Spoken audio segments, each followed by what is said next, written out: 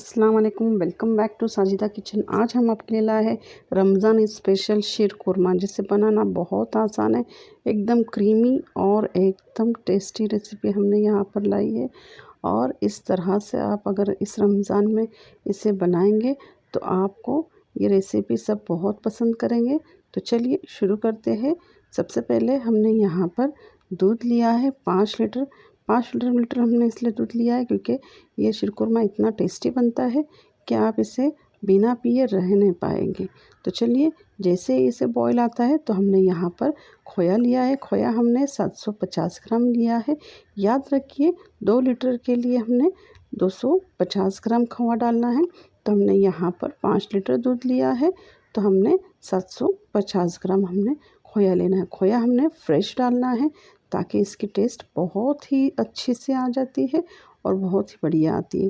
तो चलिए अच्छे से हम इसे बॉईल करते हैं जब तक ये खोया मेल्ट नहीं होता है। जैसे ही खोया मेल्ट होता है तो हमने यहाँ पर 500 ग्राम शक्कर ऐड की है। शक्कर हमने 500 ग्राम टेस्ट के हिसाब से डालना है। अगर आपको ज़्यादा लग रही है तो आप इसे कम कर सकते हैं, या फिर कम है तो ऐड कर सकते हैं। तो चलिए, जब तक शक्कर मेल्ट होती है तब तक हमें इसे हिलाते रहना है। बहुत ही अच्छे से हमने इसे हिलाते रहना है। शीरकुरमे को हमेशा कंटिन्यू हिलाते रहना है ताकि वो नीचे जाके लग ना जाए। यहाँ पर हमने 2 टीस्पून इलायची पाउडर और जायफल पाउडर ऐड किया है। इसे हमने अच्छे से भून कर पीस कर लिया था। तो चलिए इसे हम इसमें ऐड कर लेते हैं और अच्छे से हिला देते हैं ताकि इसकी गुठलियाँ ना बने। तो इसे यहाँ पर हमने 5 से 10 मिनट अच्छे से बॉईल होने देना है। इसे हमें कंटिन्यूसली हिलाते रहना है ताकि हमारा जो दूध है वो थिक होकर नीचे चिपक ना जाए। हमने शीरकुरमे को ऐसे ही नहीं छोड़ना है, इसे हिलाते रहना है। तो चलिए, यहाँ पर हमने 20 से 25 सेफ्रॉन के धागे गर्म दूध में पहले से ही भिगो के रख दिया था, तो हमने इसमें ऐड कर लेना है। सेफ्रॉन बहुत ज़रूरी है, यानी केसर बहुत ज़रूरी है। इससे इसका टेस्ट बहुत ही अच्छा आता है।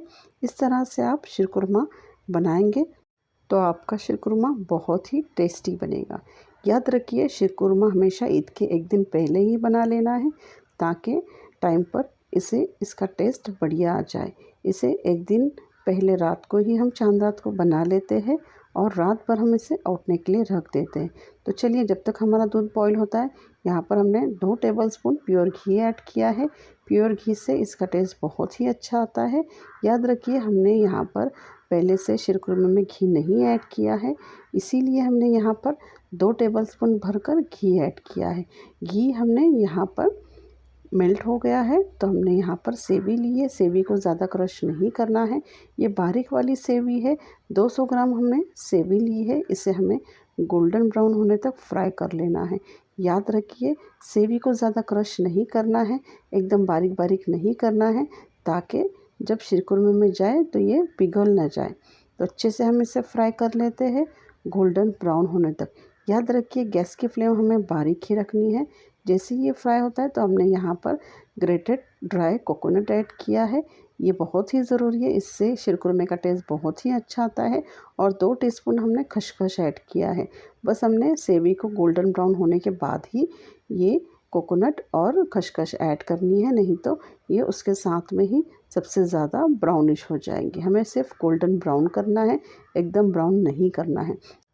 इसी के साथ हमने शीरकुरमे को भी हिलाते रहना है, वरना वो नीचे जाकर चिपक जाएगा। यहाँ पर हमारी सेवियाँ एकदम गोल्डन ब्राउन हो गई है तो इसे हम दूध में ट्रांसफ़र कर लेते हैं। इस तरह से डालने से इसका टेस्ट बहुत ही अच्छा आता है। गरम गरम सेवी हमने उसमें ऐड कर लेनी है ताकि ये अच्छे से पक जाए। देखिए, इस तरह से हमने इसमें ट्रांसफ़र कर लिया है और इसे हम अभी हिला देते हैं ताकि हमारी जो सेवियाँ है वो लम्स ना बनाए। यहाँ पर हमारे जो शीरकुरमा है इसे हम अभी दम पर रख देते हैं 5 से 10 मिनट के लिए। इस शीरकुरमे को हमने कंटिन्यू हिलाते रहना है और यहाँ पर इस तरह से हमने इसे छोड़ना नहीं है ताकि ये नीचे जाकर चिपक ना जाए। बस कंटिन्यूसली इसे फास्ट गैस पर हिलाते रहना है और इस तरह से हमने इसे बारीक कर लिया है। और इसके बाद में हमने यहाँ पर 2 टीस्पून कस्टर्ड पाउडर लिया है। कस्टर्ड पाउडर से ये बहुत ही क्रीमी बनता है। तो चलिए, एक हाथ से हम कस्टर्ड पाउडर डालते हैं और एक हाथ से हम इसे हिला देते हैं। कंटिन्यूसली हमें इसे हिलाना है ताकि कस्टर्ड पाउडर नीचे जाके लम्प्स ना बने। कस्टर्ड पाउडर डालने से हमारा जो शीरकुरमा है उसका टेस्ट भी बहुत एडवांस होता है और इससे इसका क्रीमीनेस भी बढ़ जाता है। देखिए इस तरह से हमने इसे हिला लिया है, कोई भी लम्प्स नहीं है और इसी पॉइंट पर हमने इसे कंटिन्यूस हिलाते रहना है।